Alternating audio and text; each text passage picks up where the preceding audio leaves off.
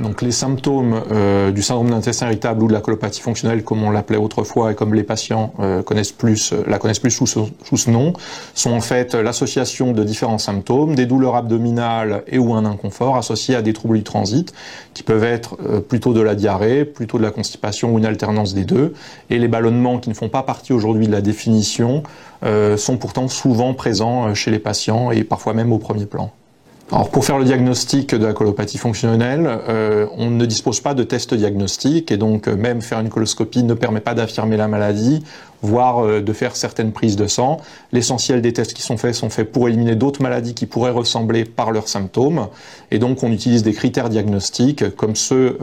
qui sont aujourd'hui en place, qui sont les critères de Rome dans leur 3e version, avec des critères d'ancienneté, au moins 6 mois d'ancienneté des symptômes, des douleurs abdominales et ou un inconfort associé à une modification de la fréquence des selles ou de la consistance des selles et soulagé par l'émission des selles, et des critères aussi de fréquence, au moins 3 jours par mois dans les 3 derniers mois.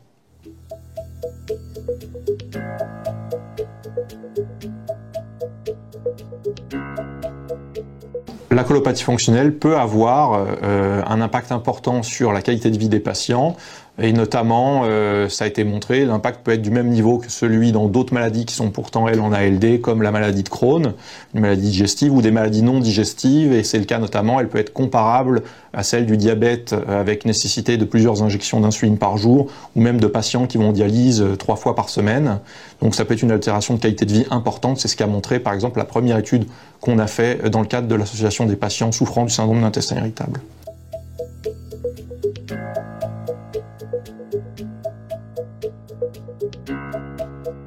Donc c'est une association de patients qui a été fondée il y a un petit peu plus de 5 ans maintenant avec une de mes patientes et avec des collègues également de Nice.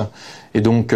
cette association aujourd'hui compte environ 600 membres répartis sur tout le territoire et elle a pour vocation de lutter contre l'isolement, d'apporter des informations pour les patients, pour leur entourage mais aussi pour la société, d'améliorer l'image de la maladie et d'aider aussi à la recherche.